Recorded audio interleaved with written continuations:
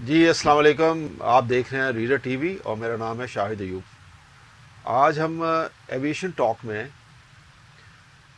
पहला इंटरव्यू कर रहे हैं जो है हमारे दोस्त एक पुराने दोस्त अमानुल्लाह अलवी साहब।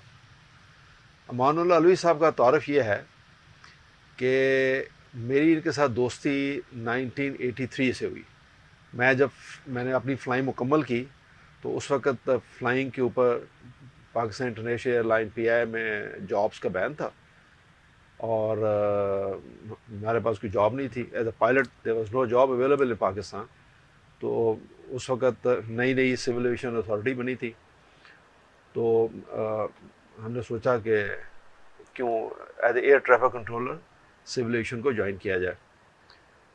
मैं आपको मुख्तसर बता दूं कि एयर ट्रैफिक कंट्रोल जो है ये सिविल एविएशन का वो शुबा है जो कि जितनी फ्लाइंग पाकिस्तान के बॉर्डर्स के अंदर होती है, एयर ट्रैफिक कंट्रोलर का काम यह है कि उन सारे जहाज़ों को चैनलाइज करे और उनको एयर ट्रैफिक सर्विस मुहैया करे, एयर ट्रैफिक कंट्रोल सर्विस, ताकि वो सेफ़, एफिशिएंट और ऑर्डरली तरीके से फ्लाई करें और लैंड कर सकें बहिफाजत। यह है बेसिकली काम एयर ट्रैफिक कंट्रोलर का। तो मैंने सोचा कि उसको ज्वाइन कर लूँ एयर ट्रैफिक कंट्रोल को। उन दिनों सिविल एविएशन को एयर ट्रैफिक कंट्रोलर की ज़रूरत थी।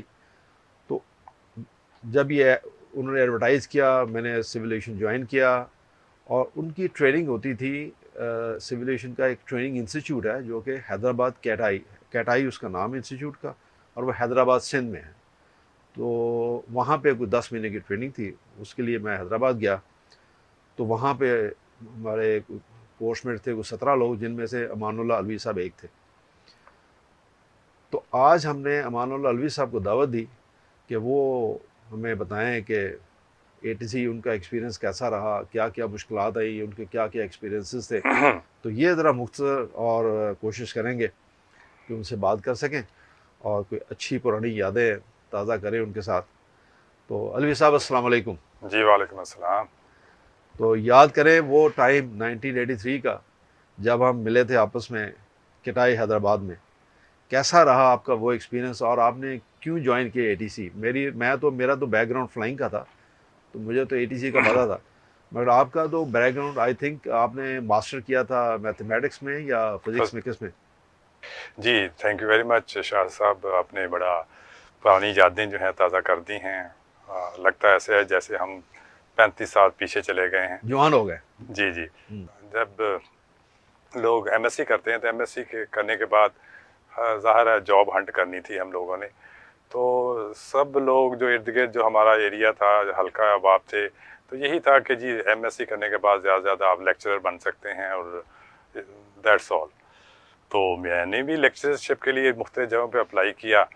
तो मैं ऐसे वेट ही कर रहा था, एक दो जगह पे मैंने इंटरव्यू भी दिए। आपने मास्टर किया था फिजिक्स में? जी जी, फिज़िक्स में मास्टर मैंने ओके किया था ओके पंजाब यूनिवर्सिटी से। ओके।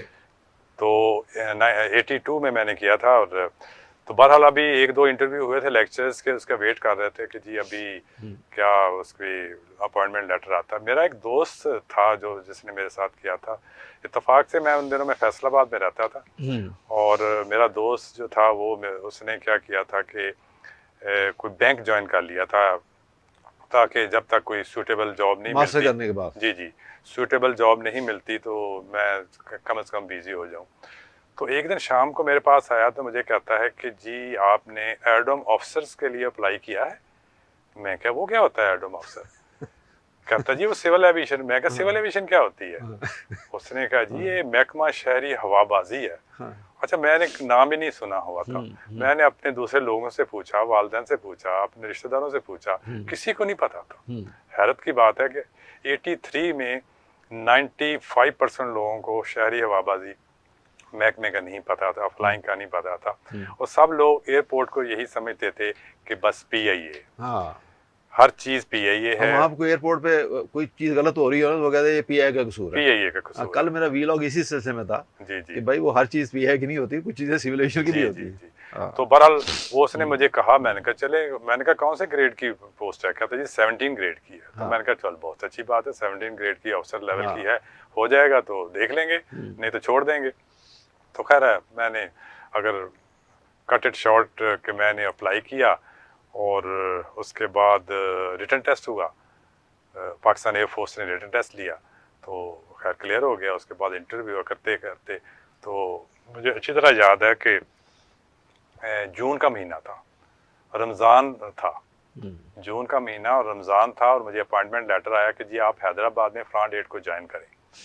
तो मैं पहले सोचा कि हैदराबाद, अच्छा मैंने ट्रैवलिंग भी बहुत कम की हुई थी, मैंने उससे पहले कभी हैदराबाद नहीं गया, कराची नहीं गया, तो ज़्यादा मैं लाहौर फैसलाबाद इस एरिया में ही घूमा हूँ।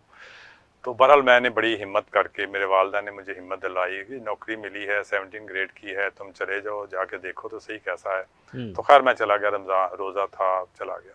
जब वहाँ गया तो कटाई जो थी नई नई, अभी जो सिविल एविएशन ट्रेनिंग हाँ, इंस्टीट्यूट वो जिसको, उन दिनों उसके पहले कोर्सेज चल रहे थे। जी पहले हाँ, कोर्सेज हाँ, चल रहे थे, पहला course. Establishment stage, development stage में थी। तो वो क्या कहते हैं कि सिंध के किनारे पे बना हुआ एक बड़ा जी इंस्टीट्यूट दरिया है ना। सिंध के किनारे के ऊपर हाँ, इंस्टीट्यूट बना बिल्कुल हुआ था। एग्जैक्टली किनारे के ऊपर था वो। जी हाँ। तो अभी वो ऑलमोस्ट कहते हैं कि 50% काम हुआ था और उन्होंने कोर्सेज स्टार्ट कर दिए थे वहाँ पे। अभी हमारा हॉस्टल भी एयर कंडीशन नहीं था, हमारा जो जो स्कूल था वो एयर कंडीशन था, लेकिन बहरहाल प्रॉब्लम बहुत ज़्यादा थे। तो रमज़ान का महीना, गर्मी बड़ी और सारा कुछ। तो खैर जब हमने लोगों ने क्लास अटेंड की, और हमारा पहला कोर्स था उस जी इंस्टीट्यूट में। पहला कोर्स था हमारा। तो खैर हमने जब वो ज्वाइन किया तो हमारे साथ कुछ जो लोग थे वो CPL होल्डर थे, जो कि इनको बैकग्राउंड था, एविएशन का बैकग्राउंड होता है। हम MSc के लोग थे। तो पहले तो 1-2 हफ्ते, बल्कि 2 हफ्ते जो चीज़ें थी क्लास में वो सर से गुजर जाती थी कि हमें नहीं पता चल रहा था कि ये क्या बात कर रहे हैं, कि अल्टीट्यूड क्या होता है और एलिवेशन क्या होता है और फ्लाइट लेवल क्या होता है, बहुत सी टर्मिनोलॉजी ऐसी थी। लेकिन ये लोग जो थे इनके लिए हलवा था। हम कहते थे कि शायद हम मिसफिट हैं इसके लिए। तो तवाक ऐसा हुआ कि वो 2 हफ्ते के बाद ईद आ गई, ईद की छुट्टियां, तो हम लोग वापस आ गए लाहौर, अपने अपने घरों में वापस आ गए। जब मैं वापस आया तो मैंने वालदान को कहा कि मैंने नहीं जाना वापस। कहते जी क्यों? अच्छा। मैंने कहा जी एक तो गर्मी बड़ी है, दूसरा वो जो कोर्स करवा रहे हैं मुझे तो समझ नहीं उसकी आ रही, वो फिजिक्स के साथ रिलेट ही नहीं कर रहा, तो मैं लेक्चरशिप कर लूँगा। मेरे वालिद साहब ज़रा बड़े पढ़े लिखे थे, अल्लाह जन्नत नसीब करे, तो वो अपना ज़माना शनाश भी थे। उन्होंने कहा नहीं बेटा इस तरह करो कि एक ट्राई करके देख लो, अगर तुम्हें पसंद नहीं आएगा। अब यकीन करें कि मेरे आंसू निकल गए। मैं बड़ी मुश्किल से खैर वो दोबारा वापस गया। जो वापस गया तो कुछ चीज़ें समझनी शुरू हो गई, आनी शुरू हो गई। बहरहाल तो शाद अयूब साहब के साथ वाला कमरा मेरे पास था, तो मैं इनसे गाइडेंस भी ले लेता था। वैसे सच्ची बात है कि ये अपना पढ़ने में बहुत मेहनती आदमी, शुरू से मेहनती आदमी थे। हालांकि इनका बैकग्राउंड भी था, लेकिन इसके बावजूद ये बहुत मेहनत करते थे अपने फील्ड में, हर चीज़ में मेहनत करते हैं। तो हम इनसे ना कोई चीज़ नहीं समझ आती थी जिससे पूछ लेते थे, और बड़ी बाकायदगी से बड़े डायग्राम बना के बड़े टाइम दे के हमें समझाते थे। तो खैर करते करते करते फिर आज जब समझ आनी शुरू हो गई, करते करते कोर्स हमने पास कर लिया। लेकिन अल्हम्दुलिल्लाह मैं उस वक्त, यानी अगर हमारे पास 4 थे CPL होल्डर और उसके बाद MSc का स्टार्ट होता था, तो मुझे अच्छी तरह याद है कि MSc के कोई 12 लड़कों में से मैंने टॉप किया था। हाँ, मेरी फर्स्ट पोजीशन थी MSc के लड़कों में। टोटल ओवरऑल मेरी पोजीशन 4थी या 5वीं थी। लेकिन मेरे ऊपर जो लोग थे वो CPL होल्डर थे, जो उनके ऑलमोस्ट ऐसे थे। हाँ, ऐसे ही। तो खैर हमारी पोस्टिंग हुई वहाँ के लिए कराची में। उन्होंने कहा, उन्होंने ऐसा क्राइटेरिया बनाया कि जो पहले टॉप के कोई 10 लोग थे या 8 लोग थे उनको कराची और बाकी लाहौर, पहली पोस्टिंग थी। तो इस तरह हमने इस प्रोफेशन का आगाज़ किया। और कराची ज़ाहिर उस वक्त बिजिएस्ट एयरपोर्ट होता था, air traffic control point of view से, even flying point, aviation point of view से, जो पुराने लोग हैं उनको याद होगा। अच्छा अलवी भाई ये बताइए जी कि ATC जनरल पब्लिक जो है वो तो उनको तो कोई कॉन्सेप्ट नहीं है या उनको अंडरस्टैंडिंग नहीं है, उनमें कोई कसूर नहीं है, लेकिन वैसे ही जनरली लोगों को अंदाज़ा नहीं है कि ATC होती क्या है और कितनी इम्पोर्टेंट है ये ATC। कि हम जनरली लोग बात करें वो कहते हैं जी वो टावर नया कहता है जी, टावर नया हो गया। तो जनरली लोग बस टावर की बात करते हैं। तो ज़रा ब्रीफ बताएं कि आपने जब एटीसी ज्वाइन किया, आपके लिए तो नई फील्ड था, तो बाद में जब आपकी ट्रेनिंग होगी, आपने मुकम्मल ट्रेनिंग कर ली और आप इंडिपेंडेंट एज ए कंट्रोलर काम करना शुरू कर दिया, तो आपने क्या महसूस किया कि ये एटीसी या एटीसीओ की जो जॉब है वो कितनी इम्पोर्टेंट है और कितनी इसमें वो क्या कहना चाहिए, पेन लेने वाली चीज़ है? जब ये ऐसा नहीं है कि बस आए और आपने चाय पी और काम किया जैसे बाकी दफ्तरों में लोग करते हैं। तो ये कितनी इसमें पेन लेनी पड़ती है, कितनी स्ट्रेसेस हैं इसके अंदर?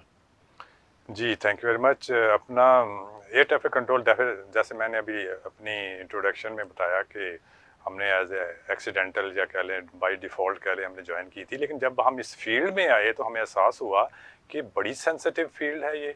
बहुत मतलब ये मतलब बड़ा ज़हीन आदमी या जिनके आईक्यू या जिनका रिफ्लेक्सेस बहुत अच्छे हैं वो ये काम कर सकते हैं। तो हमें इत्तेफाक से बात है उन दोनों में फैसिलिटीज़ इतनी ज़्यादा नहीं होती थी। कम्युनिकेशन देखो इसमें 3-4 फैसिलिटीज़ जो हैं बहुत ज़रूरी होती हैं, कम्युनिकेशन, सर्विलेंस एंड नेविगेशन। तो ठीक। आम आदमी जो है उसमें अभी तक मेरा ख्याल है कि पाकिस्तान में अभी भी बहुत से लोगों को चीज़ों का नहीं पता। जैसे आपने फरमाया कि कोई एक्सीडेंट होता है, जहाज़ गुम हो जाता है, वो जहाज़ अगर 500 मील दूर भी गुम हो गया तो वो कहते हैं कंट्रोल टावर से राब्ता ख़त्म हो गया मैं था। एक सेकंड आपकी बात यहाँ रोक दूँ। मैं सिर्फ अपने नाज़रीन को ये बताऊँ कि अलवी साहब की एज ए एटीसीओ तो वो हमारे दोस्त हैं ही हैं, वो काम करते रहे। इनकी स्पेशलिटी ये है कि लेटर ऑन आखिरी अपनी सर्विस के आखिरी हिस्से में ये एयरक्राफ्ट एक्सीडेंट इन्वेस्टिगेशन में भी शामिल रहे। तो वो भी हम इनसे बाद में बात करेंगे। जी अलवी साहब कंटिन्यू करें जी, प्लीज। जी। जी। तो वो हमें एहसास हुआ कि हम जब सिविल एविएशन में आए थे तो उसके शायद दूसरे साल हम इंग्लैंड में गए थे एक कोर्स करने के लिए। तो वहाँ इत्तेफाक हुआ लोगों से बात करने का, जो स्कूल लेवल के बच्चे थे उनसे बात करने का। तो मैं हैरान रह गया उस ज़माने में स्कूल लेवल के जो बच्चे थे, जितना हमें हमारा नॉलेज था इतना उनका नॉलेज था एविएशन के बारे में। जी जी जी जी। तो बाहर के मुल्कों में अभी भी कोई एविएशन की छोटी सी भी खबर होती है वो पहले पेज पे लगी होती है। तो बहरहाल ये है कि उस ज़माने में जैसे मैंने आपको बताया था लोगों को बिल्कुल अवेयरनेस नहीं थी एविएशन के बारे में, सिविल एविएशन पर्टिकुलरली बारे में। और उसके बाद जो इसका प्राइम डिपार्टमेंट जिसको एटीएस कहते हैं, ट्रैफिक सर्विसेज कहते हैं, इसके बारे में तो किसी को नहीं पता था। लोगों को ये नहीं पता, अभी तक बहुत से लोगों को नहीं पता, पढ़े लिखे लोगों को नहीं पता कि जहाज़ जो है लाहौर से कराची कैसे जाता है, क्या उसका रूट क्या होता है, उसके और किस तरह कितने कितने कंट्रोलर्स के हाथ से गुजर के वो जाता है। बहरहाल ये है कि शाहिद साहब ने माशाल्लाह ये एक अच्छा ये चैनल बनाया है ताकि लोगों की अवेयरनेस हो और लोगों को इसका पता चले। लेकिन लेटर ऑन अभी जैसे मैं बताऊं कि अभी मैं एक यूनिवर्सिटी में यही चीज़ पढ़ा रहा हूं और लोगों को बता रहा हूं और लोग जो है ताकि आप बल्कि तो सियालकोट में एविएशन यूनिवर्सिटी में एक एविएशन सब्जेक्ट पढ़ाते हैं ना ये? जी, जी। जी जी जी। मैं सियालकोट यूनिवर्सिटी में मैं एविएशन डिपार्टमेंट जो है उसको रन कर रहा हूँ और वहाँ पे हम डिग्री जो है वो दे रहे हैं, बीएस एविएशन मैनेजमेंट की डिग्री दे रहे हैं। ठीक। तो आप ये समझते हैं कि बड़ी सेंसिटिव जॉब है, ये बड़ी पेन वाली जॉब है? जी, जी। जी, जी। ये बहुत सेंसिटिव जॉब है। ये ऐसे समझें कि मैं अक्सर बच्चों को एक लेमैन को समझाने के लिए ये काफ़ी है कि जी पायलट जो होता है वो एक जहाज़ उड़ा रहा होता है। कंट्रोलर जो होता है एट ए टाइम 10 जहाज़ जो है वो उड़ा रहा होता है। क्योंकि देखिए पायलट जो है वो कॉकपिट में बैठा हुआ है, उसको नहीं पता कि उसके टॉप पे क्या है, लेफ्ट पे क्या है, राइट पे क्या है, उसके बिहाइंड क्या है और उसके बिलो क्या है। जस्ट ज़्यादा से ज़्यादा अगर वो देख सकता है तो अपने सामने देख सकता है। तो अब पायलट को पुरस्कून करने के लिए ताकि वो कंफर्टेबली अपने कॉकपिट के ऊपर तवज्जो दे सके, कंफर्टेबली वो लैंड कर सके, तो वो कंट्रोलर के पे डिपेंड करता होता है। कंट्रोलर है जो उसको कॉन्फिडेंस देता है। तो कंट्रोलर जो है नीचे बैठ के सब उसको इंफॉर्मेशन भी दे रहा होता है, कंट्रोल भी कर रहा होता है और उसका सेफ्टी, सिक्योरिटी, इवन एक बाज़ का इमरजेंसी होती है उसमें भी उसको कॉन्फिडेंस देता है। तो ये बहुत जो एयर ट्रैफिक कंट्रोल के बगैर वो एक अलग बात है कि अभी इसमें बहुत सी जो डेवलपमेंट आ रही है, बहुत सी नई इनोवेशंस आ रही हैं, सिस्टम जो है बहुत ज़्यादा ऑटोमेशंस पे चले गए। लेकिन बहरहाल ये है कि कंट्रोलर जो है बहुत सेंसिटिव जॉब है, बहुत अलर्टनेस इसमें चाहिए होती है। अब आप एक चीज़ पे अंदाज़ा लगा लीजिएगा, कंट्रोलर की सिलेक्शन, कंट्रोलर का मेडिकल एंड पायलट का सिलेक्शन एंड पायलट का मेडिकल जो है वो ऑलमोस्ट सेम है। अच्छा अली साहब ये बताइए कि इस एयर ट्रैफिक सर्विसेज में 3 तरह की सर्विसेज हैं जो कि एक एटीसीओ प्रोवाइड करता है। एक वो कंट्रोलर्स हैं जो कि कंट्रोल टावर पे बैठते हैं, जो जनरली जिनको लोग समझते हैं कंट्रोल टावर की बात करते हैं लोग, एक तो वो है। एक वो कंट्रोलर है जो नीचे अप्रोच कंट्रोल में बैठता है। जी जी। अच्छा, एक वो कंट्रोलर है जो नीचे रडार कंट्रोल पे बैठता है। ज़रा ये बताइए लोगों को, हमारे दोस्तों को, कि ये तीनों में क्या बेसिक फ़र्क है और किसकी जॉब ज़्यादा सेंसिटिव है और किस पे ज़्यादा स्ट्रेसेस होते हैं। जी जी, thank you. Actually air traffic control जो है उसकी बेसिकली जो लफ्ज़ है एयर ट्रैफिक सर्विसेज है। एयर ट्रैफिक सर्विसेज के अंडर आता है air traffic control, air traffic advisory service and flight information service and alerting service. जी जी। तो एयर ट्रैफिक कंट्रोल जो कंट्रोल्ड एयर स्पेस जो होती है और वहाँ पे air traffic control service provide की जाती है। जो अनकंट्रोल्ड एयर स्पेस होती है वहाँ एडवाइजरी सर्विस या फ्लाइट इंफॉर्मेशन सर्विस प्रोवाइड की जाती है। तो मोस्टली जो है जो सेंसिटिव एरियाज़ हैं, जो बहुत जहाँ पे डेंसिटी ऑफ ट्रैफिक ज़्यादा है, तो वहाँ air traffic control service provide की जाती है। अच्छा, एयरड्रोम कंट्रोल जो है वो भी इसी तरह होते हैं, अनकंट्रोल्ड एंड कंट्रोल्ड एयरड्रोम्स या एयरपोर्ट जिसको कहते हैं आप। तो अभी होता ये है कि जहाज़ जो होता है वो टेक ऑफ करता है एयरड्रोम कंट्रोल से, तो वो चला जाता है अप्रोच कंट्रोल के पास। यानी ये एरिया डिवाइड किए हुए, एक लेमैन के लिए एरिया डिवाइड किए हुए, एरिया डिवाइड किया हुआ। जी जी। और ये एरिया जो होता है इसकी वर्टिकल एंड लेटरल लिमिट होती है। ठीक है। तो उसके बाद अप्रोच कंट्रोल के एरिया में चला जाता है, और उस अप्रोच कंट्रोल एरिया जो होता है वो डिपेंड करता है आपका कंट्री पे, डिपेंड करता है स्टेट पे, डिपेंड करता है कि जी आप वो 20 माइल के रेडियस का भी बना सकते हैं, 30 माइल रेडियस का भी बना सकते हैं, मुख्तलिफ मुल्कों में। उसके बाद अल्टीमेटली जहाज जो होता है वो एरिया कंट्रोल या टर्मिनल कंट्रोल या उसको कहते हैं उसमें चला जाता है। वहाँ पे जहाज नॉर्मली क्रूज में होता है। क्रूज में होता है। क्रूज का मतलब होता है कि अपनी हाइट गेन कर चुका होता है, जो उसने फ्लाइट प्लान में अपना फ्लाइट लेवल दिया हुआ है तो वो ऑलमोस्ट गेन कर चुका होता है। तो अगर सेंसिटिविटी पॉइंट ऑफ व्यू से देखा जाए तो सेंसिटिव एरिया जो है वो अप्रोच का होता है। अच्छा, वो इसलिए कि अप्रोच में कोई भी जहाज लेवल फ्लाई नहीं कर रहा होता, कोई डिसेंड कर रहा है, कोई डिसेंड कर रहा है, और बहुत सारे जहाज इकट्ठे हैं। जी जी जी, और एक ही एयरपोर्ट की तरफ आ रहे हैं सारे। जी सर, अप्रोच कर रहे होते हैं, ऑर्बिट कर रहे होते हैं, होल्ड कर रहे होते हैं, और सारी सीक्वेंस बनाई जा रही होती है। वो बेसिकली मास्टरमाइंड जो होता है वो अप्रोच कंट्रोलर होता है। वो क्या करता है, वो एरिया को भी फीड करता है और टावर को भी फीड करता है। तो ये जो एक कभी कभी लोग, मैंने सुना है, मैंने बातें करते हुए लोगों को सुना तो वो कहते हैं यार वो देखें वो जहाज एक लैंड कर रहा था, वो एयरपोर्ट के ऊपर आके सर्कल करता रहा, पायलट बारे नालायक था। इसके ऊपर आप क्या कहेंगे? नहीं देखें जी, अभी एक जहाज है, बल्कि एयरपोर्ट जो बिजी एयरपोर्ट होते हैं उसके ऊपर एक वक्त में सेम टाइम के ऊपर 10 जहाज आ जाते हैं जिनका सेम ETA है, एस्टिमेट टाइम ऑफ अराइवल जिनका सेम है। मिसाल के तौर पे कि एक लफ्थांसा आया है, वो 10:10 पे है, ब्रिटिश एयर है 10:10 पे पहुंच गया, PIA 10:10, ये अक्सर हो जाता है। जब सब जहाज इस तरह पहुंच जाते हैं तो फिर अप्रोच कंट्रोलर जो होता है वो सीक्वेंस बनाता है, उसके लिए बड़ी ये स्ट्रेस है। जी जी। तो हर जहाज जो होता है अपने टर्न पे लैंड करता है, तो उसको भी टर्न बनाना होता है। इसका भी एक इंटरनेशनल स्टैंडर्ड है कि किस तरह टर्न बनानी होती है। किसी को कोई ऑब्जेक्शन नहीं होती, बड़ा जस्टिफाइबल होता है। तो वो फिर दूसरा जो जहाज होता है डेफिनेटली वो सर्कल करेगा। तीसरा जहाज, अगर फर्स्ट को पहला जहाज है, दूसरे जहाज ने 2 सर्कल किए हैं, तीसरे जहाज ने 3 सर्कल करने हैं, चौथे जहाज ने 4 सर्कल करने हैं। तो ये सर्कल बढ़ते जा रहे होते हैं। ये एक नॉर्मल है, नॉर्मल चीज, नॉर्मल चीज। तो इसका मतलब है कि सबसे ज़्यादा जो है वो बिजी जो है वो अप्रोच कंट्रोलर है। जी जी जी, है ना, सेंसिटिव भी वो ऐसे है। अच्छा अलवी साहब ये भी फरमाइए कि आपने कटाई की ट्रेनिंग तो मैंने तो आपने इकट्ठी की थी। जी जी। और उसके बाद शायद आपने कोई ट्रेनिंग इंग्लैंड से भी हासिल की। जी जी। तो आप क्या महसूस करते हैं कि क्या फ़र्क है बेसिक ट्रेनिंग में या टीचिंग में एयर ट्रैफिक सर्विसेज पाकिस्तान में और इंग्लैंड में ट्रेनिंग में क्या बेसिक फ़र्क था? आपने क्या महसूस किया? आपने मुझे मुश्किल में डाल दिया।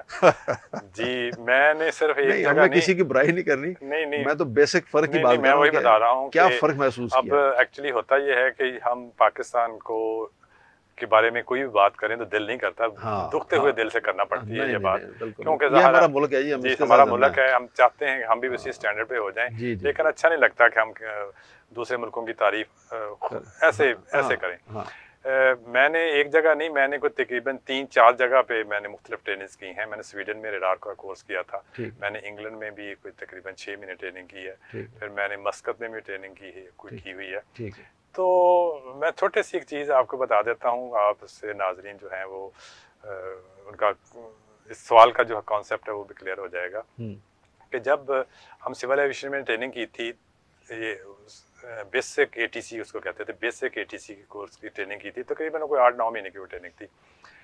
सेम ट्रेनिंग जो थी, सेम कंटेंट्स के साथ, सेम कोर्स के साथ हमने इंग्लैंड में भी यही ट्रेनिंग की थी। उसका भी ठीक, ऑलमोस्ट जो नोमेनक्लेचर था, जो टाइटल था कोर्स का, वो थोड़ा सा ठीक है, डिफरेंट था, लेकिन बाकी चीज़ें सारी सेम ही थी। यानी ये कोर्स करने के बाद पास आउट होने के बाद हमने इंग्लैंड में चले गए और ठीक, तकरीबन कोई 1 साल के बाद चले गए। ठीक, तो यकीन करो कि वहाँ हमें ये लग रहा था जैसे हमने कुछ नहीं पढ़ा हुआ, अच्छा, ऐसा लग रहा था। उन लोगों ने इतनी डिटेल से हमें पढ़ाया, इतनी माइन्यूटली चीज़ों को पढ़ाया। तो बाज़ काज़ ये होता था कि जहाँ पे कोई नोट होता था जो हम क्योंकि नाजरीन के लिए ये मैं बता दूं कि ये जो हम चीज़ें पढ़ते हैं ये आईक्यू जो है उसके स्टैंडर्ड की हैं, उसके बुक्स होती हैं जो हम पढ़ते हैं, ये पूरी दुनिया में सेम ही बुक पढ़ी सेम जाती है, बुक्स हैं, वो तो लेकिन सिर्फ ये है कि उसका जो इंटरप्रिटेशन है उसको समझना है, या वो हर मुल्क का अपना अपना है, अदरवाइज बुक सेम है। तो ठीक, वही बुक हमने जब इंग्लैंड में पढ़ी तो हमें ऐसे लग रहा था कि जैसे ये हम फर्स्ट टाइम पढ़ रहे हैं। ठीक है, वो वो क्यों? कैसे? इसलिए हाँ, कि वो बहुत बारीकी में जाते थे, वो उसकी जो इंटरप्रिटेशन होती थी, बाज़ चीज़ें जो थी हम इसको इग्नोर कर देते थे, या उसकी इंटरप्रिटेशन हम डिफरेंट तरीके से करते थे। बाज़ का एक आर्टिकल है, उसके नीचे एक नोट लिखा होता था, हम उसको ऐसे इग्नोर कर देते थे कि ये इसकी शायद अहमियत ही इतनी कोई नहीं होती। ठीक है, लेकिन वो लोग जो थे वो उसको बहुत अहमियत और एग्जाम्पल के साथ वो बताते थे। और मुझे अच्छी तरह याद है कि वहाँ उस वक्त जो टीचर्स थे, सवाए एक आध टीचर के, सारे जो थे अबव 50 अबव 55 थे और बड़े एक्सपीरियंस लोग थे। ओके, तो अल्हम्दुलिल्लाह फिर ये हुआ कि उस कोर्स करने के बाद हमारा कॉन्सेप्ट इतना क्लियर हुआ कि जितनी देर हम सिविल एविएशन में रहे बड़ा एंजॉय किया। वैसे मेरा भी ये ख्याल है कि मैंने तो खैर पूरी दुनिया में फ्लाई किया है, मैं जी तो जी एज एयर ट्रैफिक कंट्रोलर तो काम किया ही आपके साथ, जी जी और लेकिन मैंने तो उसके बाद पूरी दुनिया में फ्लाई किया एज अ पायलट। जी जी तो मैं ये समझता हूँ कि जो बेस्ट कंट्रोलर्स मैंने देखे वो इंग्लैंड जी जी और जर्मनी, सही। There is no comparison, they are very good controllers. और बिल्कुल आप सही कह रहे हैं कि वहाँ की ट्रेनिंग डेफिनेटली अच्छी होगी, तो उसका आपने बड़ा इस्तेफादा भी आपको हुआ होगा जी उससे। जी जी, तो नाज़रीन दोस्तों, यहाँ पे इंटरव्यू में ये जो इंटरव्यू का जो पहला पार्ट है वो हमने कंप्लीट किया है, और ये कंटिन्यू रहेगा और पूछेंगे बाकी चीज़ें अगले सेशन में। थैंक यू, अस्सलाम वालेकुम।